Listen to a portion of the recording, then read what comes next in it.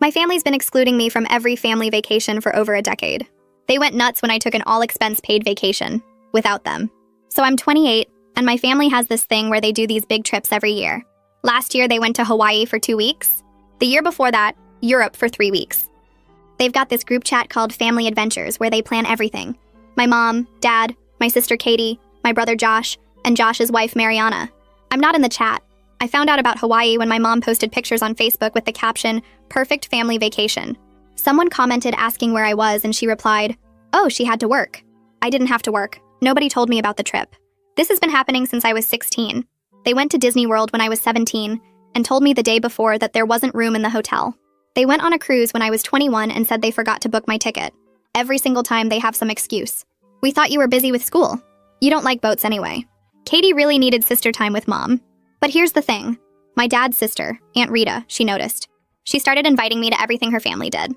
Sunday dinners, movie nights, even their small vacations. Her husband Tom treats me like I'm their second daughter, and their kid Bella calls me her big sister. When I graduated from college, my parents didn't come because they had Josh's girlfriend's birthday party to attend. Rita, Tom, and Bella drove 4 hours to watch me walk across that stage. So last month I get my bonus at work. It's huge, like $20,000 huge. I booked this insane vacation package to Turks and Caicos. We're talking private villa, butler service, yacht rental, the whole thing. 7 nights at this resort that costs more per night than most people make in a week. I call Rita and tell her to request time off for her, Tom, and Bella for next month. Don't tell them why, just that it's important. She trusts me and does it. The day before we leave, I drive to their house with all the documents. Bella starts screaming when she sees the tickets. Tom literally tears up. Rita keeps saying, "I can't accept this, it's too much." I tell them they're my real family and this is happening. We fly out the next morning, first class, which none of them have ever done before. Bella takes pictures of everything. Tom orders champagne just because he can. Rita holds my hand during takeoff and tells me I'm the daughter she always wanted me to be to her. We're at the resort for 3 days when my phone starts exploding. Katie posted on Instagram about their annual family trip planning meeting. Someone commented, "Is your sister going this year?" Katie responded, "She never wants to come to these things." Rita's sister follows Katie and saw the post. She knows about the trips they exclude me from. She comments, "That's funny because she's in Turks and Caicos right now with Rita's family." All hell breaks loose. My mom calls me 15 times in an hour. My dad texts me paragraphs about how I'm betraying the family by taking outsiders on expensive trips. Josh leaves me a voicemail saying I'm pathetic for trying to buy Rita's love. Mariana texts asking how much the trip cost because she knows Josh will want to know. I don't answer any of them. But then Katie does something really stupid. She messages Rita directly and says, "You should be ashamed of yourself taking advantage of my sister like this, making her pay for your vacation because you can't afford it yourselves." Rita screenshots it and sends it to me. Now I'm pissed. I call Katie and put her on speaker so everyone can hear. "What's your problem?" I ask. She starts ranting about how I'm wasting money on random relatives when my real family struggles to pay for their trips. I go, "You guys went to Hawaii without me. You went to Europe without me. You've excluded me from every family vacation for 12 years. She actually says, "You wouldn't have enjoyed those trips anyway. You're too uptight." I tell her, "Rita came to my college graduation. Where were you?" She goes quiet, then says, "Josh needed help moving that weekend." I remind her Josh moved 3 months after graduation. She tries another angle. "This is different. You're rubbing our faces in how much money you have now." I laugh and say, "No, I'm spending my money on people who actually want me around. Enjoy planning your next family trip. I'm sure you'll have a great time without me, just like always." She starts to say something else, but I hang up. My mom texts me that I'm no longer welcome at Christmas unless I apologize to everyone for being deliberately hurtful. I text back, "That's fine. Rita already invited me to theirs." The rest of the trip is perfect. Bella learns to snorkel, Tom catches a huge fish, Rita and I stay up late talking on the beach. When we get home, my dad is waiting at my apartment. He's standing in the hallway right outside my door with his arms crossed over his chest. The look on his face is one I've seen 1,000 times before. That disappointed dad expression he does so well. He doesn't ask if he can come in or even say hello. He just launches right into it about how I embarrassed the family and hurt my mother's feelings with my little stunt. I dig my keys out of my purse and unlock the door without saying anything back to him. I walk inside and he follows me in like he was invited, which he definitely wasn't. He closes the door behind him and starts this whole speech about family loyalty. He goes on about how Rita has always been jealous of my mom and how she's been trying to manipulate me for years. He actually says Rita saw an opportunity to turn me against my real family, and she took it. I drop my suitcase by the door and just stand there listening to him rewrite history. He keeps talking about how Rita has always wanted what my mom has, how she's bitter about something from years ago, how this whole vacation thing was probably her idea to make my parents look bad. I let him go on for about 5 minutes because part of me wants to hear how far he'll take this. Then I cut him off mid-sentence and ask him directly why I wasn't invited to Hawaii. I ask about Europe too, and the cruise, and Disney World, and every other trip they took without me. His face does this thing where he actually looks confused, like he genuinely can't remember excluding me from all those vacations. It's almost worse than if he'd been smug about it. He stands there blinking at me for a few seconds like I just asked him to solve a math problem. Then he recovers fast and switches gears. He says those trips were planned around other people's schedules and I was always busy with work or school anyway. He says they didn't want to bother me when I had so much going on. I pull out my phone and start scrolling through screenshots. Rita sent me pictures of the group chat I was never added to, the one called Family Adventures. I show him the Facebook posts where Mom said I had to work when I didn't. I show him the pattern of lies going back 12 years, all lined up on my phone screen. His face gets hard while he's looking at my phone. He hands it back to me and switches tactics again. He says I'm being dramatic and holding grudges over nothing. He actually says they always assumed I didn't want to come because I never asked about the trips. I stare at him and ask how I was supposed to ask about trips I didn't know existed. He ignores that and keeps going about how I'm making a big deal out of normal family stuff. I tell him to leave. I say I'm done having this conversation and he needs to go. He doesn't move from where he's standing in my living room. He says we need to resolve this as a family, which apparently means me apologizing to everyone and pretending the last 12 years didn't happen. He actually says if I just apologize for the vacation and for being disrespectful, we can move past this. I pull out my phone again and call Rita, putting her on speaker before it even starts ringing. She picks up on the second ring and I tell her my dad is in my apartment refusing to leave. I ask if Tom can come over because I know my dad won't make a scene in front of his brother-in-law. Rita starts to say Tom doesn't need to bother, but I talk over her and say please. My dad's whole expression changes from disappointed to angry. His face gets red and he points at my phone. He says I'm choosing sides and destroying the family by calling Rita instead of working this out with him. He says I'm proving everything he just said about her manipulating me. Then he finally heads for the door, but he slams it so hard behind him that the picture frames on my wall shake. My neighbor opens her door and peeks out to see what the noise was. I wave at her and say everything's fine, then close my door and lock it. Tom shows up 20 minutes later even though Rita told him on the phone not to bother. He knocks and identifies himself before I open the door. He comes in and does a walk through my whole apartment, checking the locks on the windows and making sure the door deadbolt works right. He asks if my dad has a key and I say no. I never gave my parents one. Tom nods and says that's good, then offers to stay on my couch tonight in case my dad comes back. I tell him no, but I appreciate it more than I can even put into words. He pulls me into a hug and says I'm his daughter too. He says he's proud of me for standing up for myself even though it's hard and scary. I hug him back and feel myself getting emotional, but I hold it together. Tom stays for another hour just sitting with me on the couch, not really talking about anything important, just being there. When he finally leaves, he makes me promise to call if anything else happens, and I lock the door behind him. That night, I can't sleep, and I keep going over everything my dad said, wondering if maybe I really am being too hard on them. I stare at my ceiling for hours trying to figure out if I'm the problem here. Then around 3 in the morning, I remember my college graduation and how I sat in that audience watching other families take pictures together and celebrate while my parents were at some birthday party for Josh's girlfriend who they barely even knew. Rita drove 4 hours each way just to watch me walk across a stage for 30 seconds. My parents couldn't drive 20 minutes. I stop wondering if I'm being unreasonable after that and finally fall asleep around 4. My alarm goes off at 7 for work, and I feel like garbage, but I drag myself up anyway. I'm making coffee when my phone buzzes with a text from Katie, and I almost don't open it, but I do. It's this massive wall of text about how I've always been difficult and caused problems in the family. She lists all these examples from when we were kids, like the time I cried at her birthday party when I was 6 because no one would play with me, or when I didn't want to share my toys with Josh when I was 8. She rewrites every single memory to make me the villain in situations where I was literally just a kid existing. She says I was always jealous of her relationship with Mom, and that I made family dinners awkward by being quiet and sullen. I read through the whole thing twice, and I can't even believe what I'm seeing. She's making stuff up or twisting normal kid behavior into evidence that I'm some kind of problem child who deserved to be excluded. I don't respond to her, but I screenshot every single message and send them all to Rita. My phone rings about 30 seconds later, and Rita is already talking before I even say hello. We spend the next hour going through Katie's message line by line, and Rita points out all the ways Katie is gaslighting me and trying to manipulate the narrative. Rita remembers most of these events differently, or knows the real context that Katie left out. Like that birthday party where I cried, Rita was there and she remembers that Katie's friends were actively mean to me and made fun of my dress.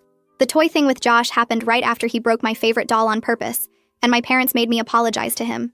Rita gets more and more angry as we go through everything, and she keeps saying she can't believe Katie would try this manipulation tactic.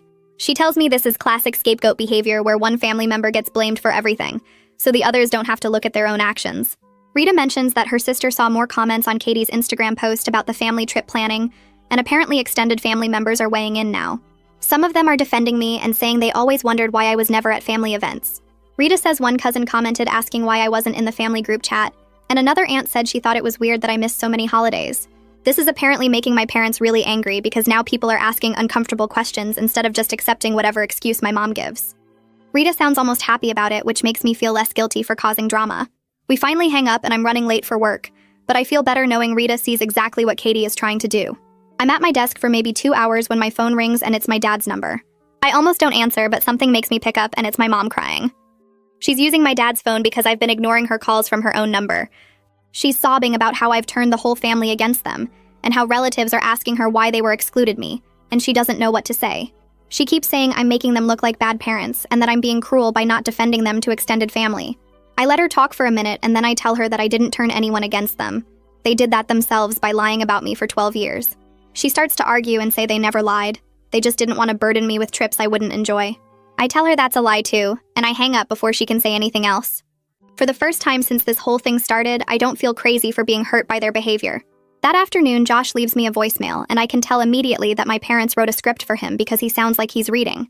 He talks about family forgiveness and moving forward together and healing old wounds. He never once says what they did wrong or acknowledges that they excluded me or offers any kind of actual apology. It's all just generic stuff about how family is important, and we need to work through our differences. The whole message is like 5 minutes long, and he sounds uncomfortable the entire time, like he knows this is garbage, but he's doing it anyway. I text him back with just one question, which is, "Did you know I wasn't invited to Hawaii?" He doesn't respond for 6 hours, and I'm starting to think he's just going to ignore me. But finally, my phone buzzes. His text just says, "Mom said you had to work and nothing else." That tells me everything I need to know about whether he's willing to see the truth, or if he's just going to keep believing whatever makes things easier for him. Sunday comes around, and Rita invites me to their regular dinner like always. I've been going to these dinners for years, and it's the most normal part of my week. Bella is so excited when I get there because she got all the photos from our vacation printed, and she wants to show me every single one. We spread them out on the dining room table and go through them while Rita makes dinner. There's pictures of Bella snorkeling and Tom on the yacht and all of us at the beach. Tom's sunburn in the photos is hilarious, and we're all laughing at how red he got on the second day. He keeps saying he used sunscreen, but clearly not enough. Rita made her special lasagna, and we're halfway through dinner when the doorbell rings. Rita gets up to answer it and comes back with her sister Virginia and Virginia's husband and their kids. Virginia walks straight over to where I'm sitting and pulls me into this tight hug. She says she's glad I finally stood up to my parents and that she's watched them treat me like an afterthought for years. She says someone needed to call them out on their behavior, and she's proud of me for doing it, even though it's hard. Virginia pulls back from the hug and sits down at the table with us. She grabs a piece of garlic bread and says my mom called her 2 days ago, asking her to talk sense into me. I freeze with my fork halfway to my mouth because I can already guess what that conversation was like. Virginia waves her hand dismissively and tells me she set my mom straight. She says she told her that the only sense to be talked was into parents who systematically excluded their daughter for 12 years and then got mad when she found a real family. Tom actually laughs at that, and Bella asks what systematically means. Rita explains it means doing something over and over on purpose, and Bella nods like that makes perfect sense. Virginia's husband says he never understood why my parents treated me differently, and that he's glad I finally did something about it. Their kids are nodding along even though they're young, and I realize even they noticed something was wrong with how my family treated me. The whole table goes quiet for a second, and I feel this weird pressure building in my chest. These people aren't related to me by blood, but they've been paying attention to my life for years. They noticed when I was excluded, and they cared about it more than my own parents did. Virginia reaches over and squeezes my hand, and I have to blink really fast because I'm not going to cry at the dinner table. Rita sees my face and changes the subject to dessert, asking who wants ice cream with their pie. Everyone starts talking about dessert preferences and the moment passes, but I'm still feeling emotional about the whole thing. After dinner, we're clearing plates when Bella comes up to me and asks if I'm going to their house for Christmas this year. The question catches me off guard because I haven't actually made it official yet. I look over at Rita, who's scraping plates at the sink. I tell Bella I'd love to spend Christmas with them if the invitation still stands. Rita drops the plate she's holding back into the sink with a clatter and spins around. She says of course the invitation stands, and that she's been hoping I'd say yes. She immediately starts talking about the menu and asking what my favorite Christmas foods are. Tom jokes that Rita's been planning this Christmas in her head since July. Bella starts jumping up and down talking about how we can make cookies together and watch Christmas movies. Virginia says she'll bring her famous sweet potato casserole, and suddenly everyone's planning this whole Christmas celebration. I'm standing there with a stack of dirty plates feeling like I finally found where I'm supposed to be. The next few days go by pretty normally. I go to work, come home, avoid my phone when I see texts from my family. A week after that dinner at Rita's house, my phone buzzes during my lunch break. It's a text from my mom. I almost don't read it, but curiosity gets the better of me. The message says they're moving forward with their Christmas plans without me since I've made my choice clear. There's no apology in the text. No acknowledgement of anything they did wrong. Just confirmation that I'm still excluded, and somehow it's my fault for not apologizing to them. I stare at the message for a long time. Part of me wants to type out this huge response explaining everything, but I know it won't change anything. Instead, I just type back, okay, have a good holiday, and hit send. I put my phone down and finish my sandwich. My phone buzzes again an hour later when I'm back at my desk. It's Rita asking if I'm okay. I realize she must have talked to my mom or somehow found out about the text. I tell her I'm fine, and she responds immediately saying she's coming to pick me up after work. When I get outside at 5, Rita's car is already there. I climb in, and she just reaches over and squeezes my hand. She doesn't ask me to talk about it or tell me how I should feel. She just reminds me that I have a family who actually wants me around. We drive to her house, and Tom's making dinner. Bella runs up and hugs me like she always does. Everything feels normal and safe, and I realize this is what family is supposed to feel like. Work becomes this welcome distraction over the next few days. I throw myself into projects and meetings. My boss stops by my desk one afternoon and mentions that I seem lighter somehow. She says I've been more focused and engaged in meetings. I tell her I've just been working through some family stuff, and she nods like she understands. Later that day, I'm getting coffee in the break room, and I realize my boss is right. Standing up for myself has been painful, but it's also lifted this weight I didn't even know I was carrying. I'm not constantly wondering why my family doesn't want me around anymore. I know why, and I know it's not actually about me. The next morning, I'm scrolling through social media during breakfast, and Katie's latest post pops up. It's a bunch of photos from what she's calling the family Christmas planning meeting. There's my mom and dad, Josh and his wife, all of them sitting around my parents' dining room table with notebooks and calendars. Katie tagged everyone in the photos except me. She even tagged some cousins who aren't in the pictures. The exclusion is so deliberate, it's almost funny. It stings for just a second, that sharp feeling of being left out. But then I remember that these are the same people who went to Hawaii without telling me. The same people who chose a girlfriend's birthday party over my college graduation. I'm planning Christmas with people who drove 4 hours to watch me walk across the stage. I close the app and finish my breakfast. That weekend, I'm back at Rita's house helping Bella with a school project. We're building some kind of volcano for her science class, and there's paper mache everywhere. Bella gets this serious look on her face and asks if she can call me her sister instead of her cousin. She says that's what I really am to her anyway. I tell her I'd be honored, and she throws her arms around me, getting paper mache paste all over both of us. Rita walks in and sees us hugging, and her eyes get all watery. She doesn't say anything, but I can see what it means to her. Tom comes in and asks what he missed, and Bella announces that I'm officially her sister now. Tom grins and says he always knew I was part of the family. We finish the volcano and order pizza, and everything feels right. Monday morning, I'm at work eating lunch at my desk when the receptionist calls. She says there's someone here to see me, and she sounds uncertain. I ask who it is, and she says it's my father. My stomach drops, but I take a breath and ask if he's causing problems. She says no, but that he's insisting he needs to talk to me. I tell her to let security know and that I don't want to see him. There's a pause, and she says, okay, she'll handle it. I can hear her talking to someone in the background. She comes back on the line and says security is with him now and asking if I want to see him. I say no again, clearer this time. I realize I have the power to enforce my boundaries. I don't have to see him just because he showed up. The receptionist says she'll take care of it and hangs up. I sit at my desk trying to focus on my computer screen, but my hands are shaking. About 10 minutes later, the receptionist calls back. She says my father left, but he left a note for me with security. She asks if I want her to bring it up. I tell her yes, and she arrives a few minutes later with a sealed envelope. I thank her, and she gives me this sympathetic look before heading back downstairs. I open the envelope and pull out a piece of paper covered in my dad's handwriting.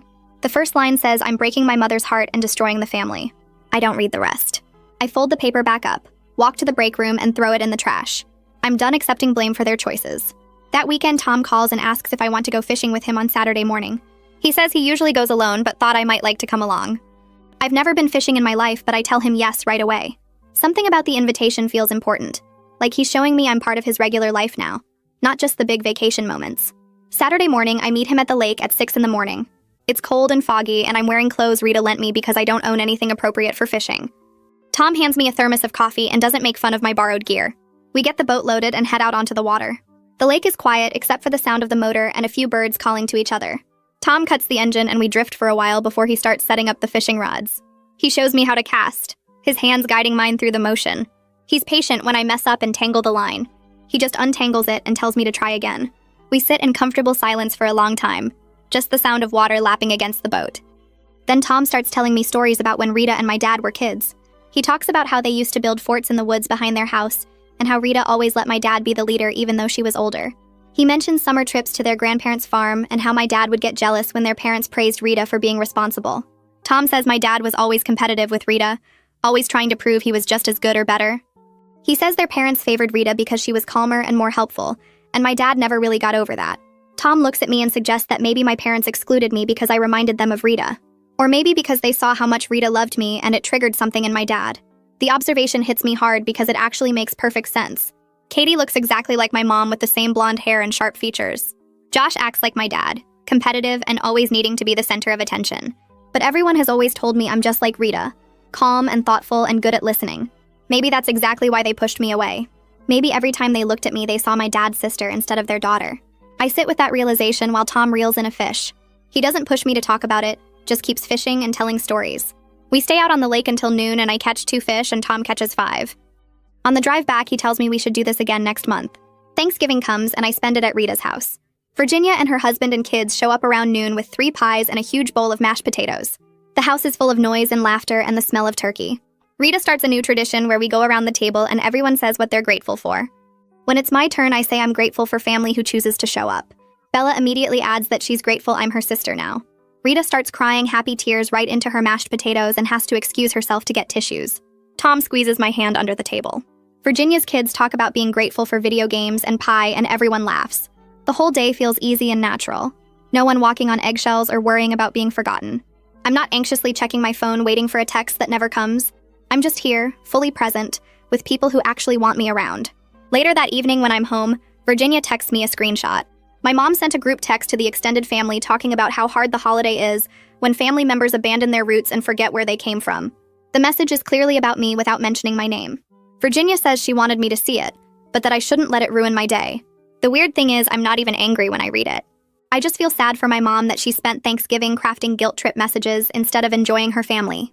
Several relatives respond to my mom's text, and Virginia screenshots those too. My dad's cousin says she's seen how I was treated over the years and thinks my mom needs to look in a mirror. Rita's brother mentions that he noticed I was never invited to family trips and always wondered why. Another cousin points out that Rita's family seems pretty happy to include me in everything. My mom doesn't respond to any of them. Virginia texts me a few days later saying my mom has stopped posting on social media completely. She heard through another relative that my mom is upset no one is taking her side. Apparently, she expected everyone to agree that I'm being ungrateful and difficult. Instead, people are asking her uncomfortable questions about why she excluded me for 12 years. The first week of December, my phone rings and it's Josh. For just a second, I think maybe he's calling to apologize, to finally acknowledge what happened. Instead, he asks if I'm really not coming to Christmas this year. He says Mom is upset and can't I just pretend everything is fine for her sake? Just come to Christmas and act normal and everyone can move on. I tell Josh I'm done pretending.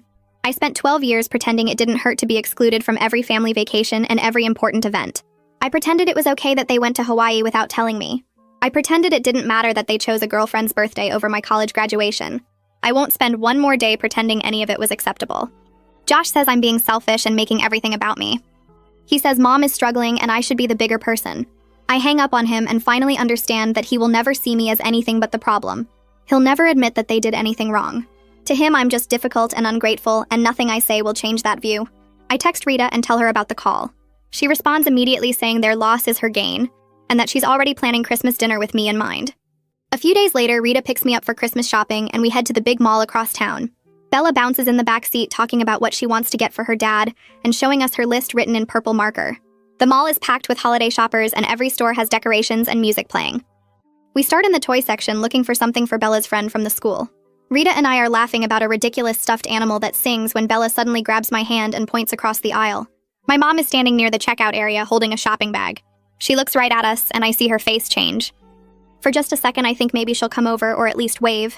Instead, she turns completely around and walks fast toward the exit on the other side of the store. I watch her disappear into the crowd and feel this weird, empty feeling in my chest. Rita squeezes my shoulder but doesn't say anything. Bella tugs on my sleeve and asks why Grandma Bonnie walked away like that. I open my mouth, but nothing comes out because I don't know how to explain this to a kid. Rita kneels down next to Bella and says, "Sometimes grown-ups have disagreements and need space, and that's okay." Bella asks if Grandma is mad at me, and Rita says grown-up feelings are complicated, but it doesn't change how much we love Bella. Bella seems to accept this and goes back to looking at toys, but I can tell she's confused. We move to another store and Rita links her arm through mine. She tells me my mom's loss and that she's glad to have me. We try on ridiculous hats in the accessory store, and Bella puts on a huge floppy sun hat with fake flowers. Rita wears a fuzzy winter hat with ear flaps, and I pick up a sparkly beret. We take pictures in the mirror making silly faces, and Bella laughs so hard she snorts. The sadness from seeing my mom fades as we move through the stores.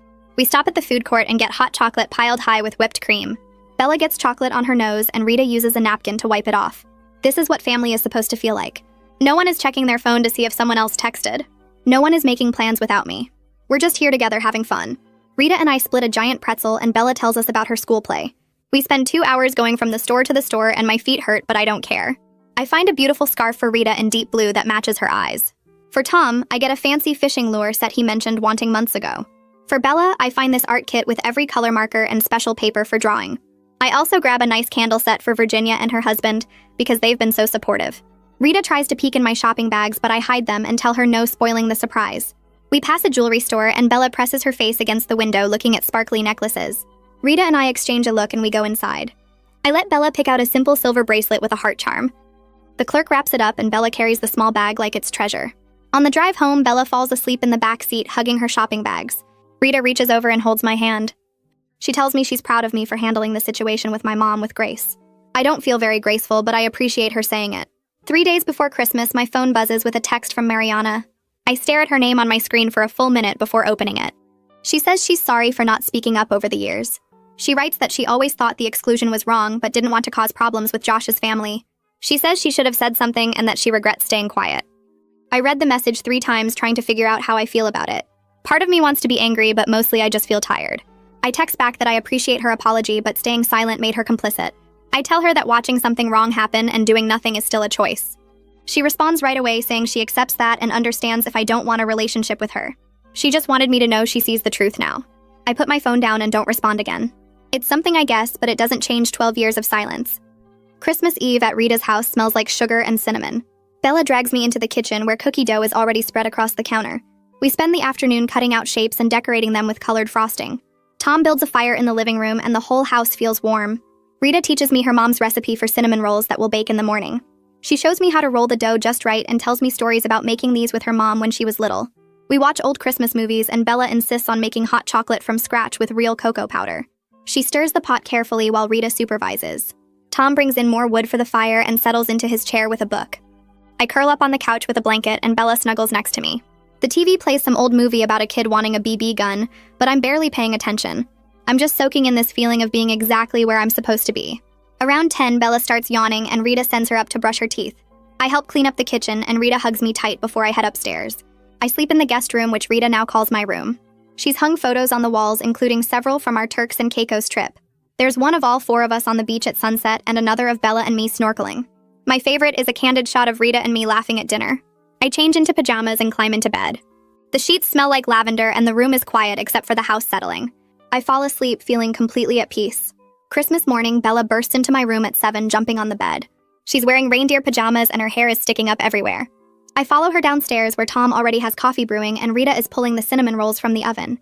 The smell is incredible. We eat breakfast first, even though Bella keeps looking at the presents under the tree. Rita makes scrambled eggs and Tom cuts up fruit. Finally, we move to the living room and start opening gifts. We go slowly, taking turns and actually watching each person open their present. Bella opens the art kit first and screams with excitement. She immediately wants to start drawing, and Rita has to remind her to finish opening everything else first. When Rita opens the photo album I made from our vacation, she starts crying. She flips through every page looking at the pictures and reading the little notes I wrote. Tom gets emotional too, looking over her shoulder. Bella loves the bracelet and puts it on right away, holding her wrist up to show everyone. I open gifts from them, including a soft sweater from Rita and a new purse from Bella that she picked out herself. Then Tom hands me a long, thin package. I unwrap it carefully and find a fishing rod with my name engraved on the handle. Tom says he expects me to use it regularly. The gesture hits me hard because it's not just a gift. It's a promise that I'll be around, that I'm part of their regular life. I hug him and feel tears starting, but I don't care. This is my family and I'm finally home. Around noon, Virginia shows up with Nathaniel and their kids carrying dishes of food. She hugs me tight and whispers that she's glad I'm here where I belong. The house fills up fast with people setting plates and silverware on the big dining table. Virginia brings a huge pan of green bean casserole, and Nathaniel carries in a turkey he smoked himself. Their kids run around with Bella, showing them all her new presents. Rita assigns everyone jobs, and the kitchen becomes this organized chaos of people heating dishes and stirring pots. I help Virginia set the table, and she tells me she's proud of me for choosing myself. Nathaniel carves the turkey while Tom pours drinks for everyone. We all gather around the table, and it's packed with people who actually want to be here together. No one is missing. No one got left behind or forgotten. Everyone brought something, and everyone matters. Rita says a quick thank you for the food and the people around the table, and then we start passing dishes. The conversation flows easy with people laughing and telling stories. Bella sits next to me and keeps putting food on my plate, saying I need to try everything. I look around at all these faces and realize this is what family dinners are supposed to feel like. My phone sits in my pocket completely silent. I check it once during dessert and there's nothing. No texts from my mom or dad, no calls from Katie or Josh, not even a generic Merry Christmas message. It hurts for a second seeing that empty screen, but then I look back at the table full of people who chose to be here with me.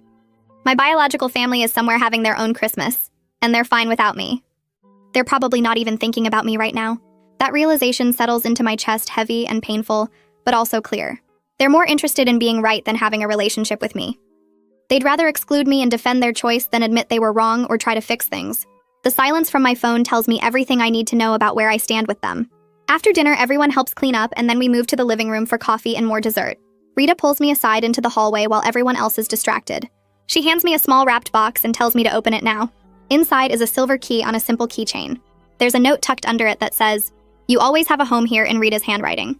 I look up at her and my eyes fill with tears. She pulls me into a hug, and I finally let myself cry for real.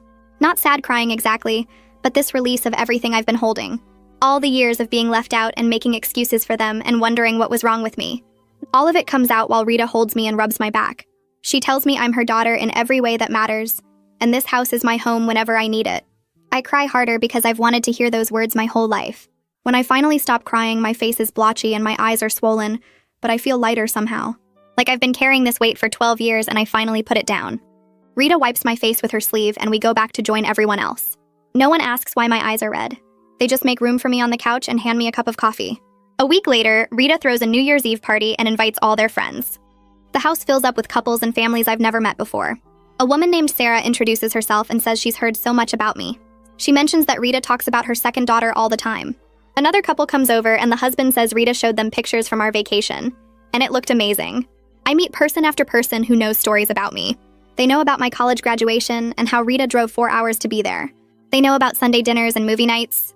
They've heard about Turks and Caicos and the fishing rod Tom gave me for Christmas. These people have known about me for years while I had no idea I was part of their conversations. Rita has been claiming me as family to everyone in her life this whole time. The realization hits me that I've belonged to this family way longer than I understood. I wasn't just adopted into it a few months ago when I took them on vacation. I've been Rita's daughter in her heart for years, and she's been telling everyone. Tom finds me standing in the corner getting emotional and asks if I'm okay. I tell him I just realized I've had a family this whole time and didn't fully know it. He smiles and says they've been waiting for me to figure it out. As midnight gets closer, everyone gathers in the living room with champagne glasses. Bella runs around making sure everyone has a drink, even if it's just sparkling cider.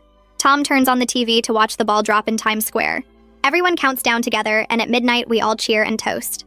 Rita raises her glass and says to new beginnings and family. Everyone drinks and hugs, and Bella jumps up and down excited about staying up so late. She finds me in the crowd and makes me promise we'll go on another vacation together soon. Tom comes over and jokes that I'm stuck with them now whether I like it or not. I tell him I've never been happier to be stuck with anyone. The party goes until almost 2 in the morning with people slowly heading home. I help Rita and Tom clean up while Bella falls asleep on the couch.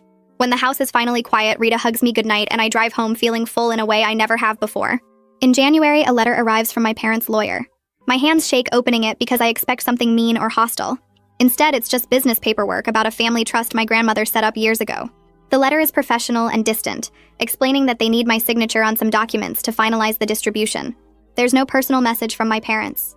No note saying they miss me or want to talk. Just legal paperwork treating me like any other beneficiary they need to deal with. The coldness of it somehow hurts more than if they'd sent something angry. This makes it clear they're moving forward with their lives, and I'm just a legal obligation to handle. I put the letter on my counter and stare at it for a while. Then I look up lawyers in my area and make some calls. I find one who handles family trust issues and make an appointment for the following week. When I tell Rita about the letter, she immediately offers to come to the lawyer meetings with me. She says I shouldn't have to deal with this alone. I appreciate the offer, but something in me wants to handle this myself. I tell her I can do it, and I'm surprised by how strong my voice sounds. The lawyer meeting is straightforward and professional. I explain the situation and he reviews the paperwork. He says it's a simple distribution and shouldn't take long to resolve. I sign what I need to sign and let him handle communicating with my parents' lawyer. Over the next few weeks, the legal stuff moves forward quickly. My parents don't fight me on anything or try to reduce my share or make it difficult. Everything is fair and reasonable and completed without any drama. Their lawyer sends the final paperwork, and it's done. Somehow that feels worse than if they'd tried to fight me or cut me out. It would have shown they cared enough to be petty or mean. Instead, they just handled it like business and moved on. Like I'm someone they used to know, and now we're settling old accounts before going our separate ways forever. I start seeing a therapist in late January. Not because I'm falling apart or can't function, but because I want to understand what happened and why. I want to make sure I don't carry this pain into other relationships or repeat these patterns somehow. My therapist is a woman in her 50s who listens carefully and asks good questions. I tell her about the 12 years of exclusion and the vacation with Rita and everything that came after. She asks how I feel about my choice to invest in Rita's family instead of my biological one. I tell her it felt like the only real choice I had. She nods and says that choosing Rita's family was an act of self-love. She explains that I recognized who valued me and chose to invest my time and money and heart with them instead of people who repeatedly showed they didn't want me around. We talk about patterns and family dynamics and why some parents struggle to love certain children. She helps me see that my parents' behavior says everything about them and nothing about my worth. And over the next few weeks, I start to feel like I'm processing everything in a healthy way instead of just pushing it down. Valentine's Day comes and Bella shows up at my apartment with a huge card she made. It's covered in glitter and stickers and drawings of the two of us. In big letters across the front, it says, "Best Big Sister Ever," with hearts all around it. Inside, she wrote about how much she loves me and how I'm the best sister anyone could have. I hug her tight and tell her I love her too. After she leaves, I put the card on my fridge right next to the photos from Turks and Caicos. There's one of all four of us on the beach and another of Bella and me snorkeling. Every time I walk past my fridge, I see that card and those photos, and I remember what real family looks like. A week after Valentine's Day, Rita calls me and suggests we plan a trip together, just the two of us. She wants to take me to the small town where she and my dad grew up, to show me the good parts of our family history before everything got messy and complicated. We spend an evening at her kitchen table looking at old photos and planning the route. Rita points to a picture of her and my dad as kids, standing in front of an old diner that apparently made the best milkshakes in 3 counties. She tells me stories about their childhood that sound almost magical, back when they were close and looked out for each other. I book us a bed and breakfast for a long weekend in April, and Rita gets excited like a kid planning an adventure. In March, my boss calls me into her office and tells me I'm getting promoted to senior analyst with a significant raise. I walk out of that meeting and the first person I call is Rita. She screams so loud I have to pull the phone away from my ear, then immediately starts planning a celebration dinner. That night, Rita, Tom, and Bella take me to this nice Italian restaurant downtown. Tom orders a bottle of wine and stands up to give a toast, telling everyone at nearby tables that his daughter just got promoted. He talks about how proud he is of the woman I've become, how I've shown strength and grace through difficult times. Bella adds that I'm the best big sister anyone could ask for, and Rita reaches across the table to squeeze my hand. The waiter brings out a dessert with a candle in it and the whole restaurant sings. I post a simple update on social media that night, just mentioning the promotion without much detail. 2 days later, Katie texts me congratulations like nothing ever happened between us, like we're just normal sisters who talk regularly. The message is short and generic, the kind of thing you'd send to an acquaintance. I read it, consider responding, then close the message and delete the notification. Some relationships are meant to end, and that's okay. I don't owe her a response just because we share DNA. 6 months after Turks and Caicos, I'm sitting on Rita's back porch watching Bella practice cartwheels in the yard. Tom is grilling burgers and Rita brings me a lemonade, sitting down in the chair next to mine. We're planning our trip to their hometown for next month, and Bella is already asking when we can go back to the beach. My phone sits silent in my pocket because the people who matter are right here with me. I have Sunday dinners every week, movie nights, spontaneous coffee dates, and a family who includes me in everything they do. Rita, Tom, and Bella show up for me consistently, celebrate my wins, support me through hard times, and never make me question whether I'm wanted. My life feels full in a way it never did when I was trying to earn love from people who were never going to give it. Family isn't about blood or obligation or shared last names. It's about who's willing to love you consistently, who shows up when it matters, who makes space for you at their table without you having to ask. I finally understand that, and I'm happier than I've ever been.